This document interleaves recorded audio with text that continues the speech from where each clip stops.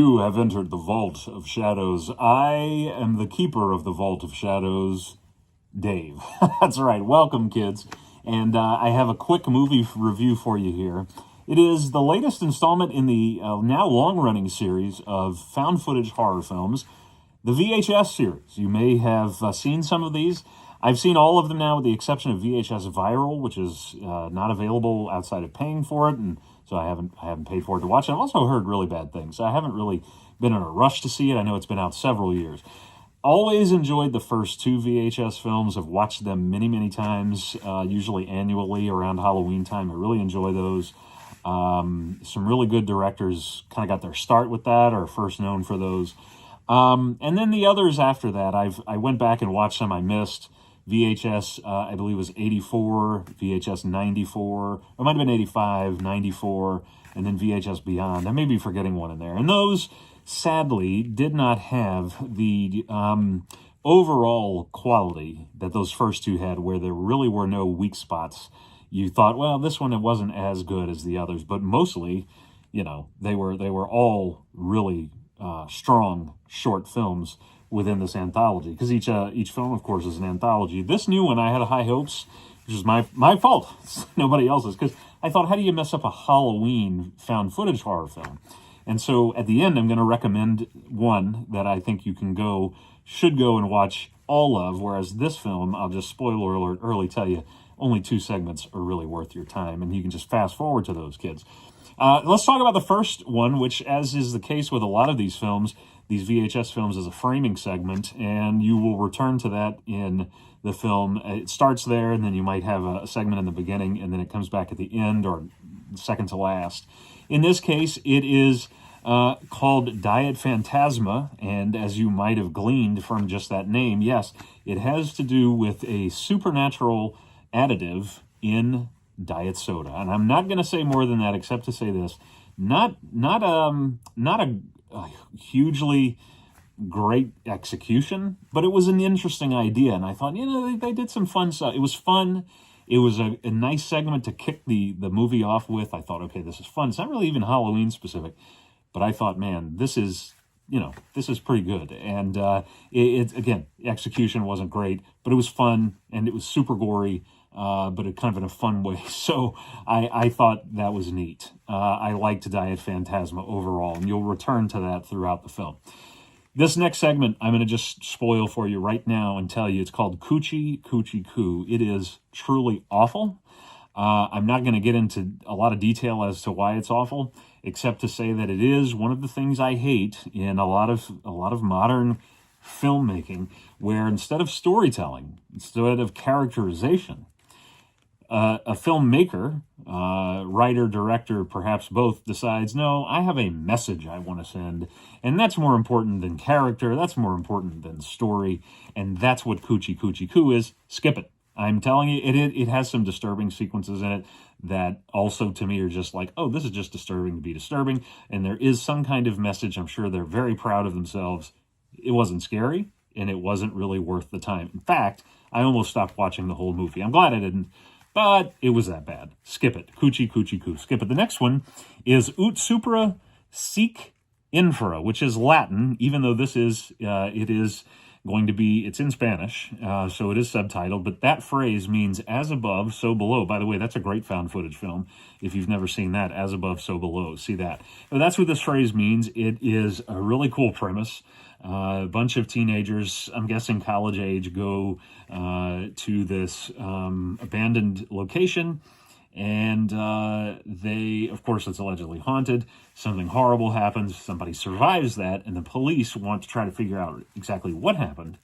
They take the survivor back, and then, oh boy, things get even worse. Really well done, really neat concept. Warning, though, if you don't like violence to the eyes, if that's the thing that maybe makes you squirm, you're not going to want to watch this one, or you're going to watch it through your fingers. That I thought was pretty effective. That, to me, and that one's called, again, Ut Supra Sic Infra. That one, and then the last segment, are the ones that are really worth watching, okay? The others, you could miss them, and you're not missing much. That brings us to Kid Print. Kid Print is kind of, if you remember the late 1900s, rather, I remember both, then you remember that Halloween was frightening for kids back in the 80s because there was a chance you'd be abducted or you'd be poisoned or whatever it was. Your parents might have taken you to scan with an X-ray machine your candy. They may have even taken photos of you that way, and that was the thing that all of these photo services offered. Well, they take pictures of you in case you do go missing, then they can put the pictures everywhere, and hopefully somebody will recognize you and you'll be saved. Well, that's the idea behind KidPrint. It's set in the 80s. It's this company that does this, and you suspect that it's got to be the photographer, but he's a red herring. I will say this, not great, and I didn't really I think it was trying to be shocking for the sake of shocking because let's show kids in peril, let's even show kids, being harmed. That's not really effective to me. Again, the premise is interesting, but I think the execution was something that just came off at the end of the day as, oh, this is all you got, really. You didn't really put a lot of effort beyond that, and so now you're just trying to shock people. Doesn't work for me. I want a little bit more substance, as I mentioned before, in terms of writing characterization. And my belief, as I said with The Conjuring Last Rites, if you don't care about the characters, you're not going to be scared. And that's the case with, I think, every segment we've talked about so far, bringing us to the next one, which is Fun Size. I will give Fun Size this credit. I have never seen this premise done before. And I'll just give you a very small taste. Because I guess it's okay. I mean, if you didn't watch it, you'll not, you're not missing anything. But it's about these older kids. Well, they're out of college. I would say they're young adults, and they go to this house. It's got a big bowl of candy. Take one per person. They put their hand in there, and the bowl swallows them whole. And they're in this underground, all of this very creative. I thought it was a great idea. I've never seen this, a great concept. The execution, the acting, and then some of the gore, I thought, okay, this is another case of this is supposed to be shocking. It worked for me in the sense that it was funny. It had a nice dark sense of humor to it. I enjoyed that. Overall, it could have been better executed, but that's Fun Size. That I think might actually be worth. So if I had to say watch 3 of these, I would put Fun Size, the previous one there that I mentioned, As Above, So Below, I'll just call it.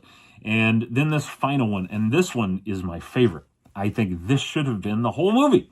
They should have said, forget all of these other segments. We're just going to make this one. It's called Home Haunt. The premise, brilliant. It is about a dad.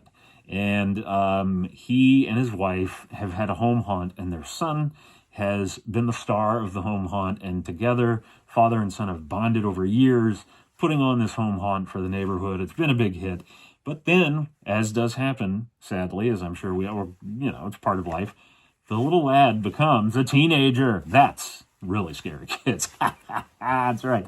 And as you might imagine, he's ashamed now, and he doesn't want anything to do with it, and he's going through this phase. He's in that phase. He calls his dad by his name, Keith.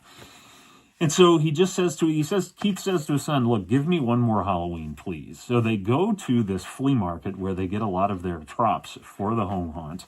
And they've been doing this for probably decades, and or certainly over a decade. And in a room that's roped off, keep out, he finds an item. I'm not going to spoil what it is. And he says, this item is going to get my son interested again. It's going to take everything to a new level, and it's going to be like old times. Well, kids, it does take it to a new level, all right. I just thought, this is brilliant. Why isn't this a full movie? So, if there is any hope for this series, I think what they should do is say, make Home Haunt, rather, make this a full-length feature film. You'd have to do a lot of writing to it and bulk it out, build it. But you've got some great, you care about these characters, you like them, you like them even more in a longer film. And what a premise. Fantastic premise. And then when the proverbial stuff hits the proverbial thing, oh boy, is it fun. And the ending of that, right? There's a great end scene that I won't even spoil, but, they spend all this time building this kind of wall that is a mouth that's open, and there's some hands over the wall, and then the mouth, of course, and the eyes of this creature, and you walk through that to get into the haunt. Well, it isn't just a painting on wood at the end of the film. Man, it was really fun. So, Home Hunt to me is the highlight. If you can only watch one, you only decide to watch one, watch Home Hunt. There you go, kids. Halloween, VHS Halloween, rather. Just 3 segments, really. And of the 3, I would say just 2. And if you don't want to even bother with that, fast forward all the way to Home Hunt. You will not be disappointed. Thanks, kids, for watching. Until next time, stay spooky.